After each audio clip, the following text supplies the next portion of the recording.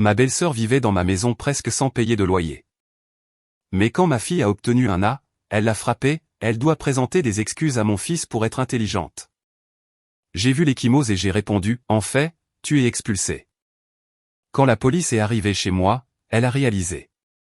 Ma belle-sœur a giflé ma fille au visage à cause d'une note à un examen de mathématiques. Elle pensait que son statut de membre de la famille la protégerait des conséquences. Elle avait tort. J'ai documenté les blessures, j'ai déposé un rapport de police, et ensuite j'ai légalement détruit la vie qu'elle tenait pour acquise. C'est ici que l'histoire commence vraiment, et vous ne voudrez pas manquer ce qui se passe ensuite. Assurez-vous d'être abonné pour voir cela jusqu'à la fin. Nous sommes toujours curieux. De quelle partie du monde nous regardez-vous aujourd'hui? Faites-le nous savoir dans les commentaires. Le silence dans ma voiture était généralement quelque chose que je chérissais. En tant qu'infirmière pédiatrique travaillant des quarts de 12 heures à l'hôpital de la ville, mes journées étaient une cacophonie de moniteurs qui bipaient, de tout petits qui pleuraient et de questions anxieuses de parents terrifiés. Le trajet jusqu'à la maison de mon frère Nathan pour aller chercher ma fille Lily était censé être mon sas de décompression. Une fenêtre de 20 minutes pour passer de l'infirmière Lorraine à la maman. Mais ce soir, le silence semblait lourd. Cela ressemblait à la chute de pression barométrique juste avant qu'une tornade ne touche le sol.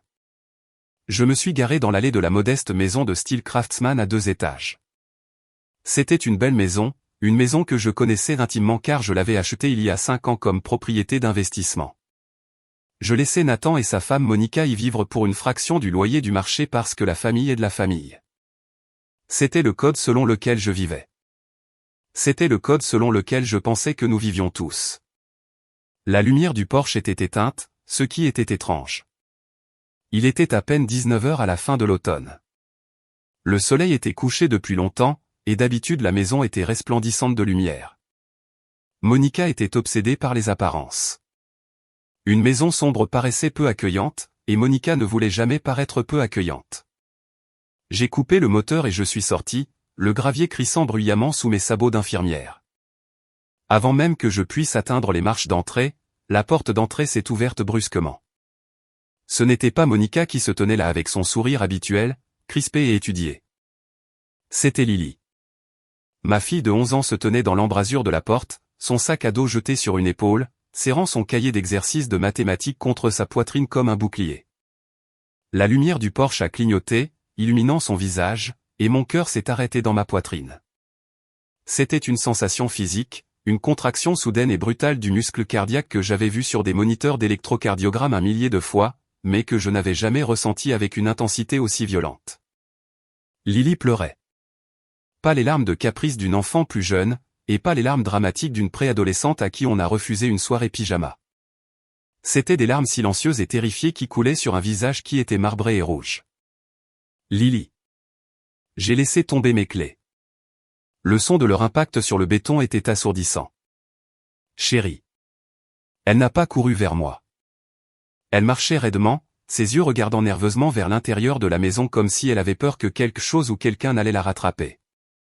Quand elle m'a atteinte, je suis tombé à genoux juste là sur l'allée, ne prêtant pas attention au gravier pointu qui mordait dans ma tenue d'infirmière. Maman, a-t-elle murmuré, la voix brisée. J'ai tendu la main pour prendre son visage en coupe, mes instincts d'infirmière livrant une guerre contre ma panique maternelle. Mes yeux l'ont scanné instantanément. Pupilles égales et réactives, voie respiratoire dégagée. Et puis je l'ai vue. Sur le côté gauche de son visage, s'épanouissant sur sa joue pâle comme une fleur grotesque, se trouvait une marque rouge vif. C'était distinct. Je pouvais voir les crêtes où les doigts avaient pris contact. La peau était chaude au toucher, et il y avait un léger gonflement autour de son arc zygomatique, sa pommette. Qui a fait ça? Ma voix était basse, d'un calme terrifiant. C'était la voix que j'utilisais quand un patient était en arrêt cardiaque et que j'avais besoin que la chambre se vide immédiatement. Lily a tremblé, appuyant sa tête dans ma main, tressaillant légèrement lorsque mon pouce a frôlé la peau enflammée. Elle a regardé par-dessus mon épaule vers la maison où la porte d'entrée était toujours ouverte. Je pouvais voir une ombre bouger dans le couloir. Tante Monica, a sangloté Lily, les mots sortant dans une précipitation d'air. Elle m'a frappé, maman. Elle m'a frappé très fort. Le monde a basculé sur son axe. Mon cerveau a lutté pour traiter la syntaxe de la phrase. Tante Monica m'a frappé. Cela n'avait pas de sens. Monica était intense. Oui, elle était compétitive. Absolument. Mais la violence, l'agression physique. Pourquoi, ai-je demandé, tirant Lily contre ma poitrine, en roulant mes bras autour d'elle si fort que j'ai craint de lui faire mal moi-même. Pourquoi t'a-t-elle touché? Lily a enfoui son visage dans mon épaule, ses larmes trempant le tissu fin de mon haut d'infirmière. À cause de l'examen de mathématiques, a-t-elle réussi à dire avec difficulté. Parce que j'ai eu un 98 et Noah n'a eu qu'un B. J'ai levé les yeux vers la maison. L'ombre dans le couloir a cessé de bouger.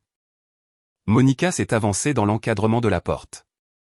Elle tenait un verre de vin, sa posture était rigide, sa silhouette était encadrée par la lumière chaude du couloir qu'elle n'avait pas pris la peine d'allumer jusqu'à présent. Elle n'avait pas l'air désolée. Elle avait l'air justifiée. Elle a pris une gorgée de son vin et nous a regardés depuis le porche comme une reine observant une révolte de paysans. La rage qui m'a rempli n'était pas chaude. C'était le zéro absolu. C'était la colère froide et stérile d'un chirurgien découpant une tumeur. Je me suis levé, gardant Lily fermement blottie sous mon bras. Je n'ai pas hurlé. Je n'ai pas chargé vers le porche. Je n'ai pas crié d'obscénité qui aurait effrayé ma fille davantage. Je l'ai simplement fixée. J'ai mémorisé la façon dont elle se tenait là, l'arrogance dans son inclinaison, le mépris dans ses yeux. Monte dans la voiture, Lily, ai-je dit doucement. Maman, j'ai oublié ma veste à l'intérieur, a murmuré Lily. Nous n'en avons pas besoin, ai-je dit, sans jamais rompre le contact visuel avec la femme sur le porche. Nous allons à l'hôpital. La trahison ne ressemblait pas à un couteau dans le dos. Cela ressemblait à une amputation. C'était plus net, plus profond, et je savais avec une certitude absolue que la relation que j'avais avec la famille de mon frère venait d'être rompue pour toujours. La trahison était pire que le diagnostic lui-même. Le trajet jusqu'au centre de soins d'urgence était un flou de lampadaires et de mains agrippées au volant jusqu'à en avoir les jointures blanches. J'ai laissé la radio éteinte. Le seul son était le reniflement occasionnel de Lily et le bourdonnement du moteur. Est-ce que ça fait mal, ai-je demandé, la regardant dans le rétroviseur. Ça palpite un peu, a dit Lily, d'une petite voix. Mon oreille bourdonne aussi. Ce détail m'a noué l'estomac. Acouphène. Cela signifiait que la force du coup avait été suffisamment importante pour affecter le conduit auditif ou le tympan. Ce n'était pas une petite tape. Ce n'était pas une tape ludique. C'était une frappe à pleine force d'une femme adulte contre une enfant de 11 ans. Je me suis garé sur le parking des urgences, pas l'hôpital où je travaillais. J'avais besoin de distance. J'avais besoin de neutralité. Je ne voulais pas que mes collègues soignent ma fille. Je voulais une trace écrite créée par des étrangers qui n'avaient aucun parti pris, aucune raison de minimiser la gravité de ce qu'ils voyaient. Maman, est-ce que j'ai des ennuis, a demandé Lily alors que j'éteignais la voiture. La question a brisé mon cœur en un millier de morceaux déchiquetés. Non, bébé. Non, c'est toi la victime ici. Tu n'as absolument rien fait de mal. Tu m'entends? Rien. Nous sommes entrés. Les lumières fluorescentes de la salle d'attente étaient dures, impitoyables. Je me suis approché du bureau de réception, mon badge toujours accroché à ma tenue. La réceptionniste avait l'air fatiguée, mais elle s'est redressée quand elle a vu l'uniforme. Courtoisie professionnelle. Nom émotif de la visite, a-t-elle demandé. Lily, 11 ans, agression physique, traumatisme facial et acouphène. J'ai récité les termes cliniques de manière robotique. Les yeux de la réceptionniste se sont écarquillés. Elle a regardé de moi à Lily, voyant l'empreinte de main rouge qui s'assombrissait maintenant pour devenir une ecchymose sur sa peau pâle. Elle n'a pas demandé qui l'avait fait. Elle a juste tapé furieusement. Nous allons vous faire passer immédiatement.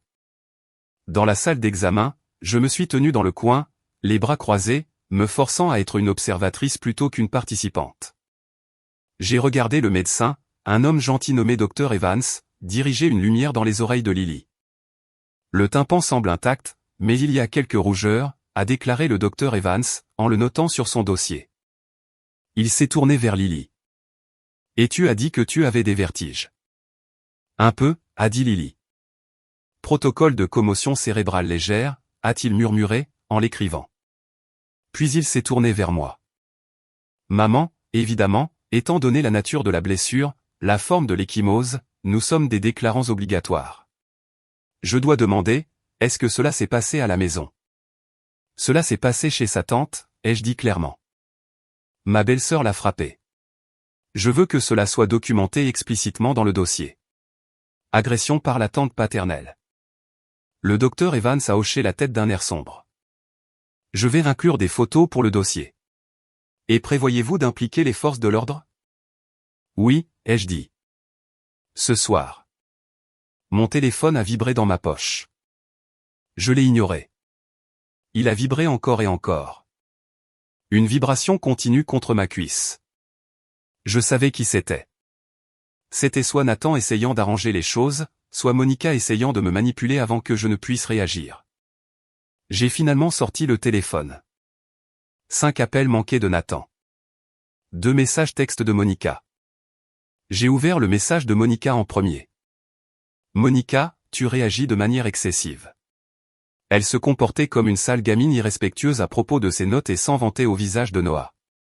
Je l'ai disciplinée. N'en fais pas toute une histoire, Lorraine. Nous sommes une famille. Monica, ne m'ignore pas, ramène-la pour qu'elle puisse présenter des excuses à Noah. J'ai fixé l'écran, lisant les mots encore et encore. Présenter des excuses à Noah. Elle avait physiquement agressé mon enfant et elle voulait que ma fille présente des excuses à son fils. L'illusion était si profonde que c'en était presque impressionnant. Je n'ai pas répondu. J'ai pris une capture d'écran des textes. Ensuite, j'ai envoyé la capture d'écran par courriel à mon compte professionnel et je l'ai sauvegardé sur le cloud. Ensuite, j'ai ouvert l'application appareil photo de mon téléphone. Docteur Evans, ai-je dit, cela vous dérange-t-il si je prends mes propres photos pendant que l'éclairage est bon? Allez-y, a-t-il dit, s'écartant. J'ai pris des gros plans de la joue de Lily. L'ecchymose devenait d'un violet maladif maintenant, le contour de 4 doigts et d'un pouce clairement visible. C'était une marque au fer rouge, une marque de propriété et d'agression. Nathan a rappelé. J'ai laissé sonner. Il a laissé un message vocal. J'ai porté le téléphone à mon oreille, écoutant la voix de mon frère tout en regardant ma fille tenir une poche de glace sur son visage. Lorraine, décroche. Monica dit que tu as démarré de l'aller en trombe comme une maniaque. Écoute, elle est contrariée. D'accord, Lily était. Eh bien, Monica dit que Lily était vraiment difficile à propos des résultats de l'examen. Tu sais à quel point Monica est sensible aux difficultés de Noah. Calmons-nous simplement ce soir et parlons-en demain. Ne fais rien de fou. Je t'aime. Ne fais rien de fou. C'était la phrase qui a scellé son sort. Il ne demandait pas si Lily allait bien. Il ne demandait pas si sa nièce, sa propre chair et son propre sang, avaient une commotion cérébrale. Il gérait sa femme. Il faisait ce qu'il faisait toujours, minimiser la toxicité de Monica pour maintenir la paix dans sa propre maison. Il avait oublié une chose cruciale. Il avait oublié que sa maison n'était pas réellement la sienne. L'acte de propriété, l'hypothèque et l'assurance étaient tous à mon nom. Le contrat de location était de mois en mois, une faveur que je leur avais accordée pour les aider à économiser de l'argent pendant que Nathan démarrait son entreprise de consultation. Il vivait dans ma maison. Il conduisait une voiture pour laquelle j'avais été co-signataire. Il profitait d'une vie subventionnée par mes longues heures de travail et mes économies prudentes. Nathan pensait qu'il appelait sa petite sœur, l'infirmière facile à manipuler qui soignait toujours les petits bobos de tout le monde. Il ne réalisait pas qu'il parlait à sa propriétaire, et la propriétaire venait de trouver une violation du bail qui ne pouvait pas être réparée avec une couche de peinture. Pour comprendre pourquoi une femme adulte giflerait une enfant de 11 ans pour une note de mathématiques, il faut comprendre la dynamique entre Monica et moi. Ou plutôt, la dynamique entre Monica et le monde. Nathan et moi avions toujours été proches. Nos parents sont morts quand j'étais au début de la vingtaine et lui à la fin de la vingtaine. Nous nous sommes accrochés l'un à l'autre comme des survivants d'un naufrage. J'étais la personne stable, celle qui planifie, celle qui économise. Nathan était le rêveur, la personne charismatique qui avait toujours une grande idée à portée de main. Quand Nathan a rencontré Monica il y a 7 ans, j'ai essayé de l'apprécier. J'ai vraiment essayé. Elle était belle, raffinée, et se présentait comme la déesse domestique ultime. Elle ne travaillait pas à l'extérieur de la maison, ce qui était très bien. Beaucoup de parents ne le font pas, mais elle a transformé le fait d'être mère au foyer en un sport de compétition. Toute son identité était enveloppée dans le fait d'être la mère parfaite pour Noah. Noah était mon neveu et je l'aimais tendrement. C'était un garçon doux et calme qui aimait les dinosaures et le dessin. Mais Monica avait besoin qu'il soit un génie. Elle avait besoin qu'il soit l'athlète vedette, le meilleur élève, l'enfant le plus populaire. Elle avait besoin qu'il soit un reflet de sa propre grandeur. Le problème était que Noah était dans la moyenne. Et je dis cela avec amour. C'était un enfant moyen parfaitement normal. Il avait des difficultés avec la lecture. Il détestait le sport et il préférait les jeux vidéo au club d'échecs. Lily, en revanche, était vive. Elle était douée sur le plan académique, farouchement indépendante et naturellement athlétique. Je ne l'ai jamais poussée. Au contraire, je devais lui dire de ralentir. Je travaillais de longues heures, alors Lily a appris à être autonome tôt. Et Monica la détestait pour ça. Pendant des années, ce n'était que des micro-agressions.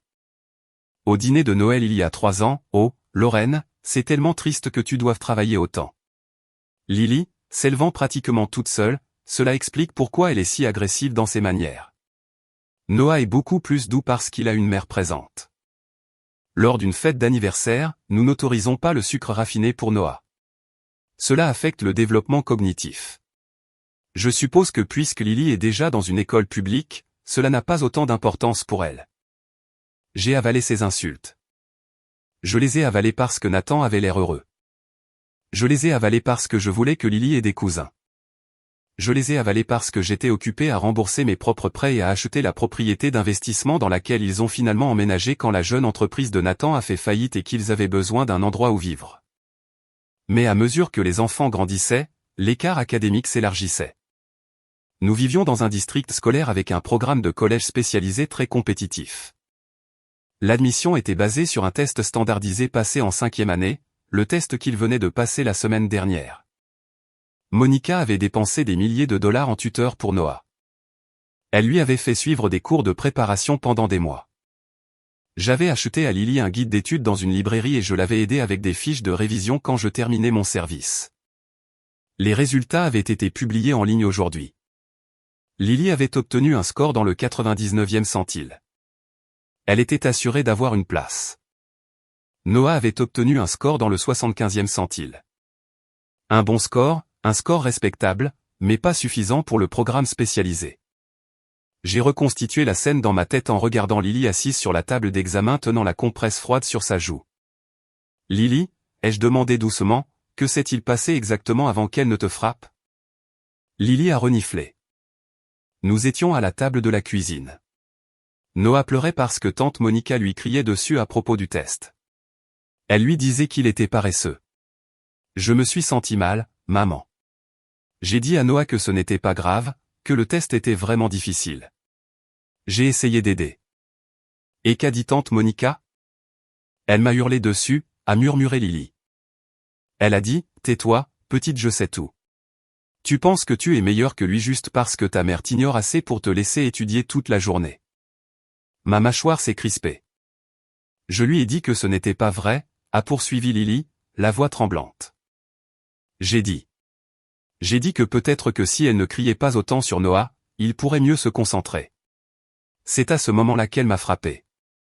L'audace, la pure méchanceté non altérée. Monica ne pouvait pas supporter que ses efforts coûteux et soigneusement organisés aient échoué alors que ma fille négligée avait réussi. Alors, elle a puni le succès. Elle a essayé de chasser la supériorité de mon enfant à coups de poing pour protéger son propre ego fragile. C'était une brute en cachemire beige. Elle avait ciblé la seule chose dans ce monde que je brûlerais des villes pour protéger. Elle pensait que parce qu'elle était de la famille, parce qu'elle était la femme de mon frère bien-aimé, elle avait l'immunité.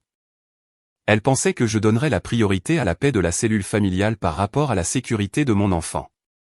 Elle était sur le point d'apprendre que la paix n'était plus à l'ordre du jour. La guerre venait d'être déclarée. Nous avons terminé ici, ai-je dit au docteur Evans alors qu'il me remettait les papiers de sortie. Merci pour tout. Prenez soin d'elle, a-t-il dit, et bonne chance avec la police. J'ai pris la main de Lily. Nous sommes sortis du centre de soins d'urgence et avons pénétré dans l'air frais de la nuit. Le vent s'était levé, me mordant le visage, mais je n'ai pas senti le froid. J'ai senti le poids de mon téléphone dans ma poche, le téléphone qui contenait le contrat de location, les messages textes et le numéro de la ligne non urgente de la police. Je ne rentrais pas à la maison pour dormir. J'allais au commissariat. Et demain, j'appelais une avocate. Monica voulait parler des conséquences pour les notes. J'étais sur le point de lui donner un cours magistral sur les conséquences pour les actes. Le poste de police sentait le café rassis et le nettoyant industriel pour sol. Un profil olfactif pas tout à fait différent de celui de l'hôpital, mais sans les notes sous-jacentes d'antiseptiques et de maladies. C'était une odeur qui signalait la bureaucratie, l'attente et les mauvaises nouvelles. Je me suis assise sur une chaise en plastique dur, Lily à côté de moi. Elle avait arrêté de pleurer, mais elle était silencieuse, renfermée d'une manière qui me faisait plus peur que les larmes. Elle faisait défiler sans réfléchir des choses sur son téléphone, se dissociant de la réalité de l'endroit où nous étions. Lorraine. J'ai levé les yeux. Une femme officier avec un visage gentil et un chignon strict se tenait à l'embrasure de la porte de la salle d'interrogatoire. Son badge indiquait « Officier Miller ». « C'est moi », ai-je dit, en me levant.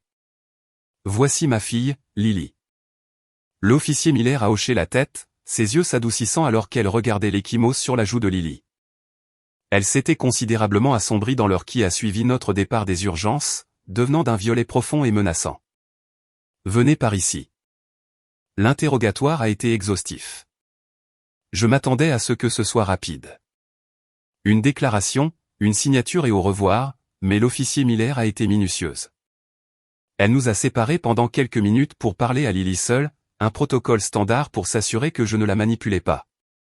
Ces 10 minutes ont été les plus longues de ma vie.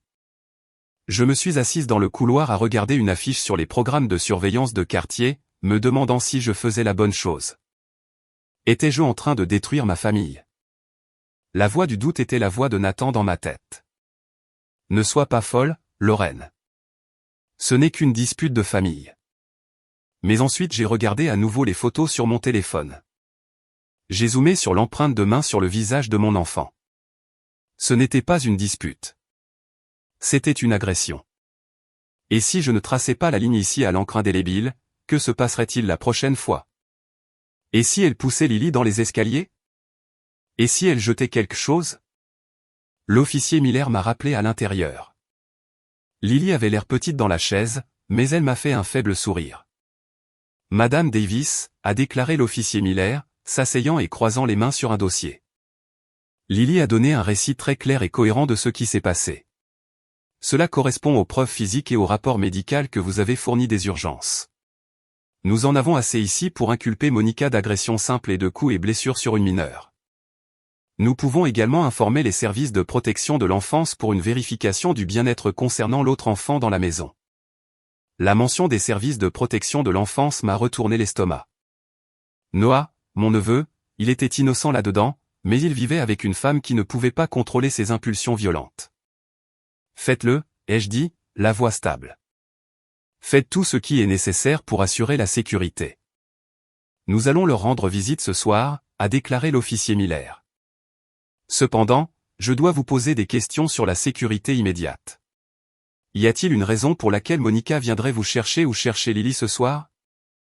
Elle pense que je réagis de manière excessive, ai-je dit, affichant les messages textes sur mon téléphone. Elle m'a envoyé ça. J'ai montré les textes à l'officier. Tu réagis de manière excessive. Elle se comportait comme une sale gamine irrespectueuse. Ramène-la pour qu'elle puisse présenter des excuses. Les sourcils de l'officier Miller se sont levés. Elle veut que la victime présente des excuses. Cela montre un manque distinct de remords et une perception déformée de l'événement. Je vais vous recommander de déposer immédiatement une demande d'ordonnance de restriction temporaire. Un juge est de garde ce soir. Nous pouvons vous aider avec les formalités administratives. J'ai hoché la tête. Je vais le faire. Pendant que nous remplissions les formulaires, une froide réalisation s'est installée en moi. Une ordonnance de restriction obligerait Monica à rester à une certaine distance de Lily et de moi. Mais il y avait une complication logistique. J'étais propriétaire de la maison dans laquelle vivait Monica. Si j'avais besoin de visiter ma propriété ou si j'avais besoin de gérer le bien, une ordonnance de restriction rendrait cela compliqué, à moins que je n'élimine la variable. J'ai terminé le rapport de police et nous ai ramenés à la maison. Lily s'est endormie dans la voiture, épuisée par le traumatisme. Quand j'ai porté Lily dans la maison et que je l'ai bordée dans son lit, je ne suis pas allé dormir moi-même. Je suis allé dans mon bureau à domicile. J'ai sorti un dossier du classeur Inifuge marqué « Immobilier, 1402 rue Oak ». À l'intérieur se trouvait le contrat de location. C'était un bail résidentiel standard de l'Association des agents immobiliers de Californie, de mois en mois. Je leur avais fait une offre en or, $1,800 par mois pour une maison de 3 chambres dans un district où le loyer moyen était de $3,500.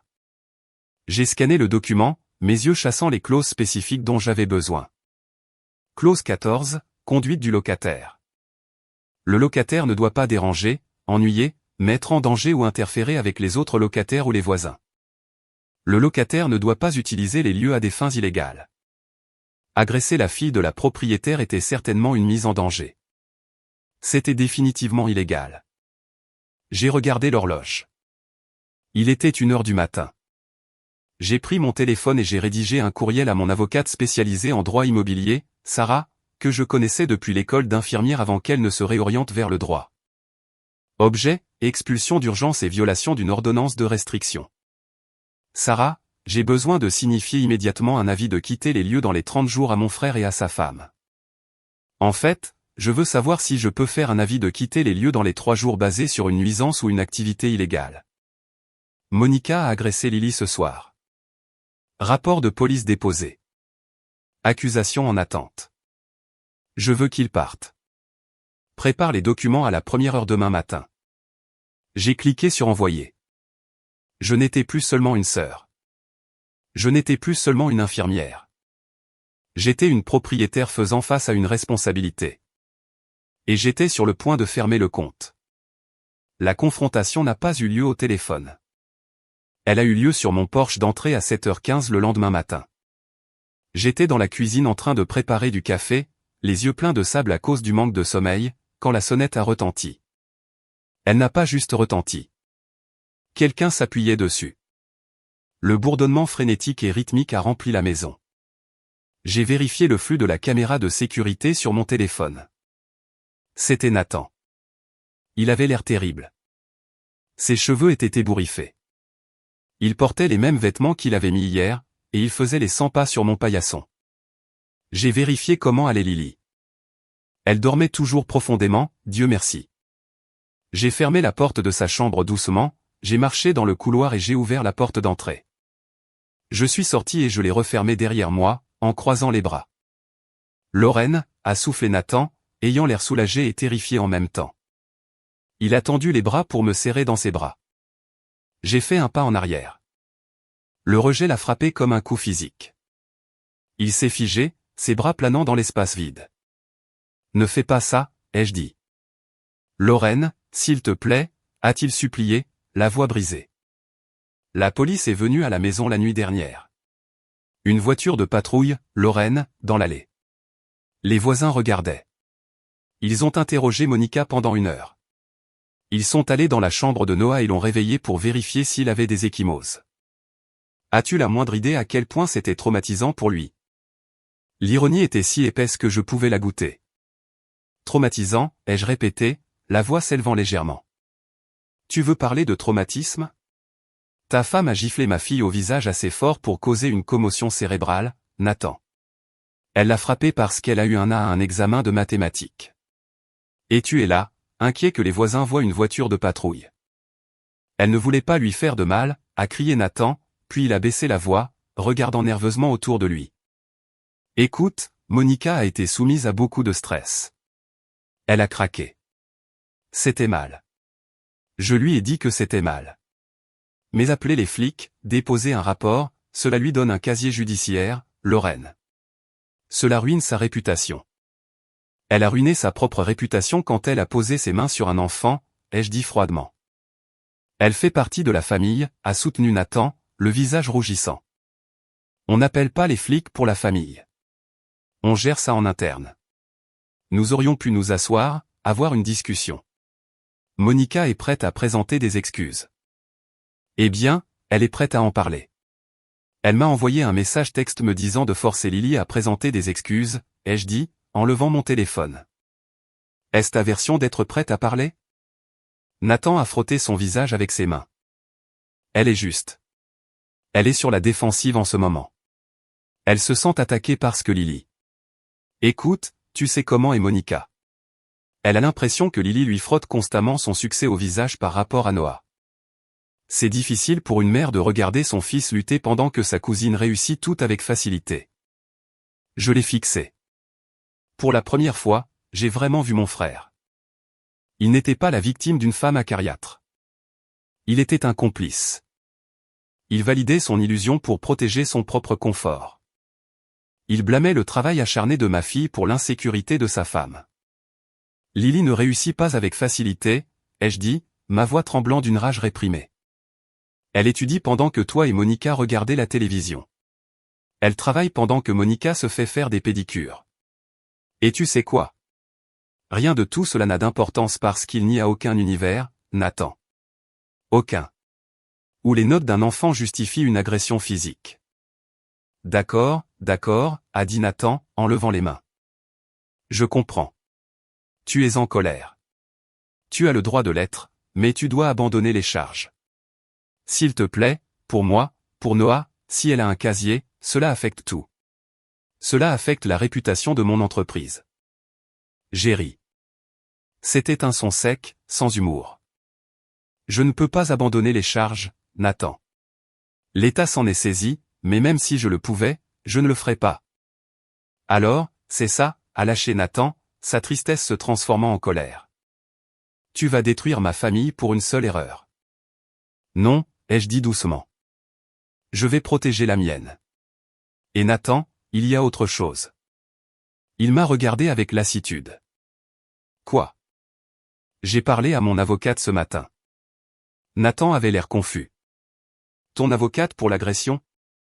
Non, ai-je dit. Mon avocate en droit immobilier. La couleur a quitté son visage.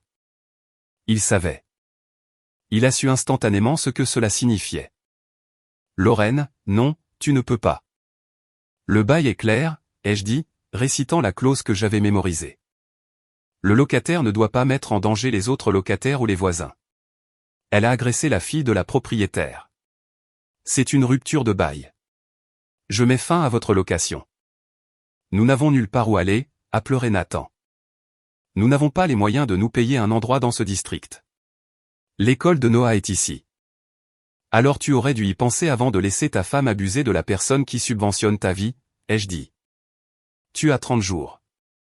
Mais honnêtement, Nathan, si j'étais toi, je ferais plus vite car une fois que l'ordonnance de restriction sera signifiée plus tard dans la journée, Monica ne sera pas autorisée à s'approcher à moins de 100 mètres de Lily. Et puisque Lily visite mes propriétés locatives avec moi pour des inspections, Monica va avoir beaucoup de mal à vivre dans une maison dont elle est légalement bannie si Lily est présente. Nathan m'a regardé avec une haine pure.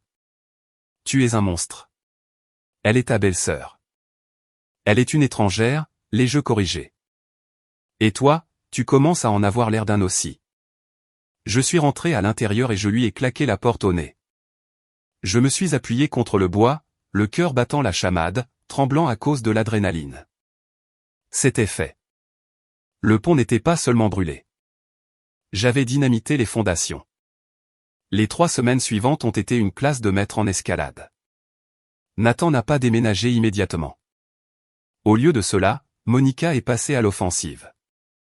Cela a commencé par une publication sur Facebook. Monica ne m'a pas nommé directement. Elle était trop futée pour ça. Mais elle a écrit une longue dissertation décousue sur les membres toxiques de la famille qui utilisent l'argent pour contrôler les gens et qui utilisent le système judiciaire comme une arme contre les mères en difficulté. La section des commentaires était remplie de ses amis, d'autres mères de l'association des parents d'élèves qui ne connaissaient pas la vérité, offrant leur soutien. Reste forte, maman. La jalousie est une maladie horrible, ma belle. Ignore-les. Elle était en train de tisser un récit selon lequel j'étais l'agresseur, selon lequel j'étais une vieille fille jalouse et sans enfant, ignorant le fait que j'avais un enfant, qui essayait de briser son foyer heureux parce que j'étais malheureuse. Ensuite sont venus les singes volants. Ma tante Linda, qui vivait à 3 états de là et ne m'avait pas appelé pour mon anniversaire depuis une décennie, m'a appelé un mardi après-midi alors que j'étais au travail. Lorraine, j'ai entendu ce que tu fais à Nathan, m'a-t-elle grondé sans préambule. Expulser ton propre frère dans cette économie et appeler la police pour Monica, elle a dit qu'elle avait à peine touché la fille. Elle lui a donné une commotion cérébrale, tante Linda, ai-je dit, tapant des notes de dossier tout en parlant. J'ai des photos. J'ai des dossiers médicaux. Veux-tu que je te les envoie par courriel? Eh bien, les enfants jouent brutalement, a balbutié Linda. Monica a 40 ans, ai-je dit d'un ton impassible. Elle n'est pas une enfant qui joue brutalement. Elle est une adulte qui a commis des coups et blessures et Nathan l'encourage. Si tu es si inquiète, tu peux les héberger. J'ai raccroché. Je n'avais pas la bande passante pour ça. Mais Monica n'avait pas fini. 4 jours après avoir signifié l'avis d'expulsion, ce que j'avais fait par l'intermédiaire d'un huissier de justice professionnel pour éviter une scène, j'ai reçu un appel de la directrice de l'école. Madame Davis, nous avons reçu un appel troublant de votre belle-sœur, Madame Davis. La directrice a dit, sa voix était prudente. Elle a affirmé que Lily, elle a affirmé que Lily avait triché à l'examen d'entrée. Elle a allégué que vous, étant infirmière, aviez d'une manière ou d'une autre obtenu des médicaments améliorant les performances pour votre fille afin de l'aider à se concentrer. J'ai serré le téléphone si fort que la coque en plastique a grincé. C'est un mensonge, ai-je dit, ma voix tremblant de fureur. Un mensonge malveillant de représailles. Monica fait actuellement face à des accusations d'agression pour avoir frappé Lily. Elle est en train d'être expulsée de ma propriété. C'est du harcèlement. C'est ce que nous avions supposé, a déclaré la directrice, son ton passant à la sympathie. Compte tenu du dossier académique constant de Lily, l'accusation ne tient pas la route. Mais je voulais que vous sachiez jusqu'où elle va. Merci, ai-je dit. Veuillez documenter cet appel. Je l'ajouterai au dossier pour l'audience de l'ordonnance de restriction permanente. C'était l'erreur que Monica avait faite. Elle pensait que le tribunal social de l'opinion publique avait de l'importance. Elle pensait que si elle jetait assez de boue, je reculerais pour sauver la face. Elle ne réalisait pas qu'elle ne faisait que me donner plus de munitions. J'ai appelé mon avocate Sarah immédiatement. Elle a appelé l'école, a demandé Sarah, incrédule. Est-ce qu'elle essaie de perdre la garde de son propre enfant? Lorraine, c'est de la diffamation et c'est définitivement une violation de l'esprit de non-contact de l'ordonnance de restriction temporaire. Même si elle n'a pas contacté Lily directement, elle cible la personne protégée. Ajoute-le à la pile, ai-je dit. Nous avons l'audience pour l'ordonnance de restriction permanente dans 2 jours. Je veux tout là-bas. Les textes, le rapport médical, le rapport de police, l'avis d'expulsion, et maintenant l'incident de l'école. Nous allons l'enterrer, a dit Sarah. La veille de l'audience, je suis allé à la maison. J'avais donné le préavis d'inspection de 24 heures légalement requis. J'avais amené une escorte policière, l'officier Miller, qui avait accepté de venir pour maintenir la paix. Je devais inspecter la propriété pour des dommages avant qu'il ne déménage. Quand nous sommes arrivés, l'allée était pleine de cartons. Nathan chargeait un camion de déménagement Huol. Il paraissait 10 ans plus vieux qu'il y a un mois. Il a vu la voiture de police et a juste baissé la tête, continuant à porter un carton de livres. J'ai marché dans l'allée, l'officier Miller à quelques pas derrière moi. Monica se tenait sur le porche. Elle n'était plus la reine suffisante tenant un verre de vin. Elle portait des pantalons de survêtement, ses cheveux étaient en un nœud en désordre, son visage était bouffi à force d'avoir pleuré ou crié ou les deux. Quand elle m'a vu, ses yeux se sont plissés. « Tu es contente ?» a-t-elle craché. « Tu es heureuse d'avoir rendu mon fils sans abri ?»« Tu as rendu ton fils sans abri ?» les jeux corrigés, m'arrêtant au bas des marches. « Tu l'as rendu sans abri à la seconde où tu as décidé que ton ego était plus important que la sécurité de ma fille. »« Je t'ai aidé » a-t-elle crié, sa voix aiguë et brisée. « J'ai pris soin de cette maison. J'ai laissé Lily venir ici. Vous avez vécu ici pour un tiers du loyer, ai-je dit calmement. Et tu as frappé mon enfant. Écarte-toi, Monica. Je suis ici pour inspecter les murs. Tu ne peux pas entrer ici, a-t-elle hurlé, bloquant la porte. L'officier Miller s'est avancé, sa main reposant nonchalamment sur sa ceinture. Madame, la propriétaire de la propriété a donné un avis légal. Vous ne pouvez pas obstruer son accès. Si vous le faites, je devrais vous arrêter pour violation du bail et obstruction, à nouveau. Monica a regardé l'officier, puis Nathan. Nathan, a-t-elle crié. Fais quelque chose. Vas-tu la laisser entrer ici comme si elle possédait l'endroit? Nathan s'est arrêté à l'arrière du camion de déménagement. Il a regardé sa femme, puis moi. Il a regardé la maison qu'il était en train de perdre. Elle possède l'endroit, Monica, a dit Nathan, sa voix vaincue et calme. Bouge, c'est tout. Monica a halté comme s'il l'avait giflé. Elle s'est écartée, tremblante de rage. Je suis entré dans ma maison. C'était un désordre. Il y avait des trous dans les cloisons sèches où des tableaux avaient été arrachés négligemment. La moquette était tachée, mais la structure était saine. Alors que je marchais dans le salon, j'ai vu quelque chose sur le comptoir de la cuisine. C'était une pile de papier. Les preuves de Monica pour l'audience au tribunal de demain. J'ai jeté un coup d'œil à la feuille du dessus. C'était un courriel imprimé de l'ancien avocat de la succession de nos parents. J'ai fait une pause. Je savais que je ne devrais pas regarder, mais c'était à la vue de tous. C'était un brouillon de procès. Monica prévoyait de me poursuivre pour enrichissement injustifié, affirmant que l'argent que j'avais utilisé pour acheter cette maison était en fait de l'argent qui aurait dû aller à Nathan suite à l'héritage de nos parents il y a des années. C'était un non-sens complet. Nos parents sont morts avec des dettes et j'ai gagné mon argent grâce aux heures supplémentaires et à une vie frugale. Mais cela montrait son jeu. Elle n'essayait pas seulement de se défendre. Elle essayait de prendre tout ce que j'avais. Elle voulait la guerre. Elle apportait un pistolet à eau à une impasse nucléaire. Je suis ressorti. Inspection terminée, ai-je dit à Nathan. Je déduirai les réparations des cloisons sèches du dépôt de garantie. Non pas qu'il en restera beaucoup. J'ai regardé Monica une dernière fois. On se voit au tribunal demain, ai-je dit. Le palais de justice du comté était un monolithe de pierre grise et d'intimidation. C'était un endroit conçu pour vous faire sentir petit, pour vous rappeler que vos tragédies personnelles n'étaient que des numéros de dossier dans un système qui tournait sans fin. Je me suis assise à la table du plaignant, mes mains serrées fermement sur mes genoux pour les empêcher de trembler. Sarah, mon avocate, était assise à côté de moi, rayonnant d'une confiance calme et prédatrice. Elle avait organisé nos preuves dans 3 classeurs nets. De l'autre côté de l'allée était assise Monica. Elle s'était transformée à nouveau. Disparue était la banshee hurlante du porche et disparue était la reine arrogante de l'allée. Aujourd'hui, elle jouait le rôle de la mère martyre. Elle portait une robe bleu marine modeste, un cardigan et un maquillage minimal. Elle avait l'air fragile. Elle ressemblait à une victime. Nathan était assis derrière elle dans le public, pas à la table des accusés. Il ressemblait à un fantôme. Il fixait le sol, refusant d'établir un contact visuel avec qui que ce soit. La juge, une femme sévère nommée juge Holloway avec des lunettes perchées sur le bout de son nez, a déclaré la séance ouverte.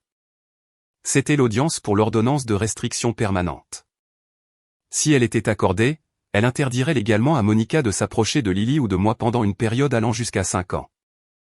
Cela cimenterait son statut de danger pour notre famille. L'avocat de Monica, un défenseur public commis d'office qui avait l'air surmené et mal préparé, s'est levé en premier. Votre honneur, a-t-il commencé, ma cliente, Madame Davis, admet qu'il y a eu une altercation physique. Cependant, nous soutenons qu'une ordonnance de restriction permanente est excessive. Il s'agissait d'un incident isolé de discipline parentale qui est allé trop loin, exacerbé par une provocation extrême de la part de l'enfant mineur. De plus, la plaignante, Mademoiselle Lorraine Davis, utilise cette ordonnance comme une arme pour expulser illégalement ma cliente et obtenir un avantage dans un litige civil distinct concernant un héritage familial. La voilà, le mensonge, l'art de brouiller les pistes. La juge Holloway a regardé par-dessus ses lunettes en direction de Monica. Provocation. L'enfant a 11 ans, n'est-ce pas?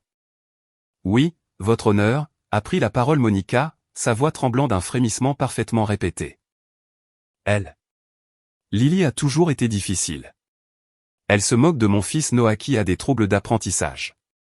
Cette nuit-là, elle se moquait de lui parce qu'il avait échoué à un test. J'ai craqué. Je voulais protéger mon fils de son intimidation. Je sais que je n'aurais pas dû la gifler et je suis prête à suivre des cours de parentalité, mais je ne suis pas un danger pour la société. Lorraine essaie juste de me punir parce qu'elle déteste que j'ai épousé son frère. C'était une bonne performance. Si je ne connaissais pas la vérité, j'aurais pu la croire. Elle s'est fait passer pour une mère protectrice poussée à bout par une cousine méchante et une belle-sœur vindicative. Sarah m'a serré le bras sous la table. À notre tour, a-t-elle murmuré. Sarah s'est levée. Elle n'a pas utilisé de langage fleuri. Elle a utilisé du papier. Votre honneur, a déclaré Sarah. Nous ne sommes pas ici pour discuter de la dynamique familiale ou de litiges d'héritage imaginaire. Nous sommes ici pour discuter de faits. Et les faits sont que l'intimé a frappé une enfant de 11 ans avec suffisamment de force pour causer une commotion cérébrale et des acouphènes. Elle a remis le premier classeur à l'huissier de justice. Pièce A. Dossiers médicaux des soins d'urgence datés de la nuit de l'incident. Notez les observations du médecin concernant le motif de l'ecchymose. Ce n'était pas une petite tape. C'était un coup porté à la tête à pleine force. La juge a feuilleté les pages, le visage impassible. Pièce B, a poursuivi Sarah, sa voix se durcissant. Message texte envoyé par l'intimé immédiatement après l'agression. Veuillez noter qu'elle ne s'excuse pas. Elle exige que la victime retourne à la maison pour lui présenter des excuses. Cela démontre un manque de remords et une vision déformée de la réalité qui pose un risque continu pour l'enfant. Monica a bougé sur son siège. Le masque de victime fragile a glissé pendant une seconde, un éclair d'agacement traversant son visage. Et enfin, a dit Sarah, en lâchant l'artillerie lourde. Pièce C, un affidavit sous serment de la directrice Henderson de l'école secondaire de Northwood, daté d'il y a 2 jours. Monica s'est figée. Elle ne savait pas que nous avions cela. Il y a 2 jours, a déclaré Sarah, s'adressant à la juge. Alors qu'une ordonnance de restriction temporaire était en vigueur, l'intimé a appelé l'école de l'enfant mineur. Elle a tenté de faire effacer le dossier académique de l'enfant en affirmant sans l'ombre d'une preuve que la plaignante, une infirmière diplômée, droguait sa fille avec des produits dopants. C'était une tentative malveillante de détruire la réputation de l'enfant et la carrière de la plaignante. Ce n'est pas le comportement d'une mère pleine de remords. C'est le comportement d'une personne obsédée et vindicative qui ne reculera devant rien pour nuire à cette famille. La salle d'audience est devenue silencieuse. L'air a quitté la pièce. La juge Holloway a levé les yeux de l'affidavit, ses yeux forant Monica. Madame Davis, a demandé la juge, sa voix dangereusement silencieuse. Avez-vous appelé l'école? Monica s'est levée, le visage rougissant. J'étais juste inquiète.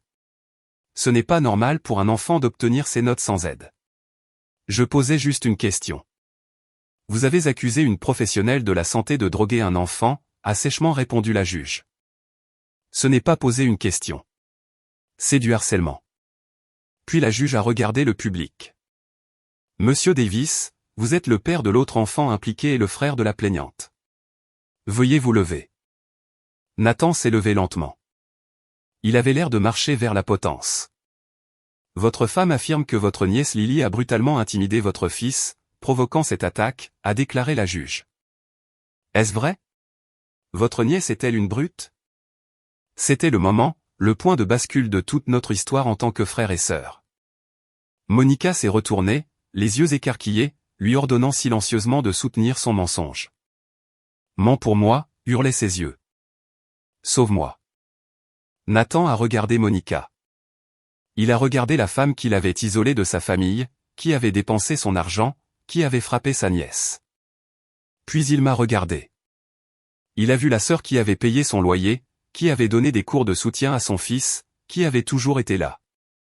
Il a pris une profonde inspiration. Non, votre honneur, a dit Nathan, sa voix calme mais claire.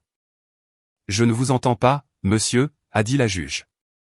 Non, a dit Nathan plus fort. Cette fois, c'est non. Lily n'est pas une brute. Elle essayait d'aider Noah à étudier cette nuit-là. Je les ai entendus depuis l'autre pièce.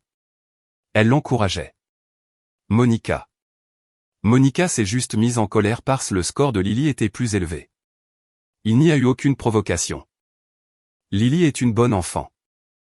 Nathan, a hurlé Monica, oubliant où elle était. Espèce de traître, espèce de perdant sans colonne vertébrale. Ordre. La juge a frappé avec son marteau. Asseyez-vous, Madame Davis. Mais Monica ne s'est pas assise. Le masque était tombé. La rage qui mijotait sous son cardigan beige a débordé. Il ment, a-t-elle crié, pointant un doigt tremblant vers moi. Elle l'a acheté. Elle contrôle tout avec son argent. Elle pense qu'elle est meilleure que nous juste parce qu'elle a un diplôme et une maison. Elle essaie de voler mon mari. Elle essaie de voler mon fils. Huissier de justice, a aboyé la juge. 2 agents se sont dirigés vers Monica. Elle hyperventilait maintenant, maniaque et déséquilibrée. Elle venait de prouver mon dossier mieux qu'aucun avocat n'aurait pu le faire. Elle avait montré au tribunal exactement qui elle était, une femme volatile et jalouse, incapable de contrôler son tempérament. J'accorde l'ordonnance de restriction permanente pour une période de 5 ans, a annoncé la juge Holloway par-dessus les cris de Monica. L'intimé ne doit avoir aucun contact avec la plaignante ou l'enfant mineur, Lily Davis. Cela inclut les contacts par des tiers. Toute violation entraînera une arrestation immédiate. De plus, je recommande qu'une évaluation psychiatrique soit ajoutée aux conditions de libération sous caution pour les accusations criminelles en attente. Le marteau s'est abattu avec un bruit pareil à un coup de feu. Monica a été escortée hors de la salle d'audience, hurlant toujours des obscénités à mon sujet. Nathan ne l'a pas suivi. Il s'est rassis sur le banc, a mis sa tête dans ses mains et a pleuré. J'ai regardé Sarah. Elle m'a fait un petit signe de tête professionnelle. Nous avions gagné. Mais en regardant mon frère brisé, cela ne ressemblait pas à une victoire. Cela ressemblait à une mission de sauvetage qui avait subi de lourdes pertes. Les retombées ont été rapides et absolues. L'expulsion a eu lieu 3 jours plus tard. Je n'y suis pas allé. J'ai engagé une société de gestion immobilière pour gérer la transition car, légalement, je ne pouvais pas être là si Monica y était. Et j'ai refusé de me mettre à nouveau dans cette position. Selon le gestionnaire immobilier, c'était moche. Monica a refusé de faire ses cartons jusqu'à ce que le shérif arrive pour faire appliquer l'ordre d'expulsion. Ils ont fini par mettre la plupart de leurs affaires sur le trottoir. Mais Nathan n'était pas avec elle. Le lendemain de l'audience, Nathan s'est présenté à ma porte. Il n'avait pas de valise. Il avait juste un sac de sport et un regard de profonde fatigue. Elle m'a mis à la porte, a-t-il dit, debout sur le porche où ce cauchemar avait commencé. Eh bien, elle a essayé. Nous étions dans un motel. Elle est devenue folle, me reprochant tout. Je suis parti. Je loge chez un ami, mais j'avais besoin de te voir. Je l'ai laissé entrer. Nous nous sommes assis à la table de la cuisine. 2 survivants d'une guerre que nous n'avions pas demandée. Je suis désolé, a-t-il dit. Il n'a pas cherché d'excuses cette fois. Il n'a pas dit, mais elle est stressée. Il a juste présenté ses excuses. J'aurais dû arrêter ça il y a des années. J'ai vu comment elle traitait Lily. J'ai vu la jalousie. J'étais juste trop faible pour la combattre. Je pensais que si je restais simplement silencieux, ça disparaîtrait. Ça ne disparaît jamais, Nathan, lui ai-je dit. Ça grandit juste dans le noir. Je demande le divorce, a-t-il dit. Les mots sont restés suspendus dans l'air, lourds et définitifs. Je ne peux pas laisser Noah autour de ça. La juge avait raison. Elle a besoin d'aide, mais je ne peux plus m'immoler par le feu pour la garder au chaud. L'affaire pénale a pris encore 3 mois à se résoudre. En raison des preuves claires, des dossiers médicaux, des photos et de l'éclat dans la salle d'audience, l'avocat de Monica lui a conseillé d'accepter une négociation de peine. Elle a plaidé non coupable pour agression mineure. Elle a été condamnée à 2 ans de probation, à des cours obligatoires de gestion de la colère et à 100 heures de travaux d'intérêt général. Ce n'était pas du temps de prison, mais la condamnation signifiait qu'elle avait perdu son statut dans la communauté. Les mères de l'association des parents d'élèves l'ont laissé tomber. L'image parfaite était brisée. Elle avait un casier judiciaire pour avoir frappé un enfant. Cette tâche ne s'efface pas. Plus important encore, le tribunal de la famille a accordé à Nathan la garde physique principale de Noah pendant la séparation, citant l'instabilité de Monica et l'enquête en cours des services de protection de l'enfance. Monica n'a été autorisée qu'à des visites supervisées. Noah s'est épanoui loin de sa pression. Sans sa mère hurlant par-dessus son épaule, son anxiété a diminué. Il n'est pas devenu un génie du jour au lendemain. Il était toujours un élève moyen, mais il était un élève moyen et heureux. Il a recommencé à dessiner. Il a recommencé à rire. Quant à Lily, nous nous sommes assises sur le sol de sa chambre quelques semaines après que la poussière soit retombée. Elle préparait son sac à dos pour son premier jour à l'école spécialisée. L'ecchymose sur sa joue avait disparu depuis longtemps, ne laissant aucune cicatrice physique, bien que je sache que la cicatrice émotionnelle prendrait plus de temps à guérir. « Maman ?» a-t-elle demandé, s'arrêtant alors qu'elle fermait son sac. « Oui, chérie. »« Est-ce que tante Monica va revenir un jour ?»« Non, » ai-je dit fermement. « Elle ne reviendra pas. » La juge s'en est assurée. « Tu es en sécurité. »« Nous sommes en sécurité. » Lily a hoché la tête, un regard de compréhension adulte dans ses jeunes yeux. « Je suis contente que l'oncle Nathan aille bien, cependant. »« Et Noah. »« Moi aussi, » ai-je dit. « Nous les avons sauvés, d'une certaine manière. »« Je suppose que l'examen de mathématiques en valait la peine, » a-t-elle plaisanté, un petit sourire ironique effleurant ses lèvres. Je l'ai serré dans mes bras, enfouissant mon visage dans ses cheveux. « Rien ne vaut que tu sois blessé, mais je suis tellement fier de toi. Pas pour la note, mais pour avoir été assez courageuse pour me le dire. » La vie a continué. J'ai réparé la maison de location, de nouvelles cloisons sèches, de la nouvelle peinture, de nouvelles moquettes, et je l'ai loué à un gentil jeune couple qui était en fait reconnaissant pour le tarif inférieur au marché. Nathan a pris un petit appartement à proximité et a commencé à reconstruire sa relation avec Noah. Nous avions encore des cicatrices. Les réunions de famille ne seraient jamais les grands événements heureux et complets dont j'avais rêvé autrefois. Il y avait une chaise vide là où une belle-sœur aurait dû être, mais la toxicité avait disparu. La peur avait disparu. J'avais appris qu'être une bonne sœur ne signifiait pas permettre la maltraitance. Être une bonne personne ne signifiait pas être un paillasson. J'avais tracé une ligne dans le sable pour protéger mon enfant.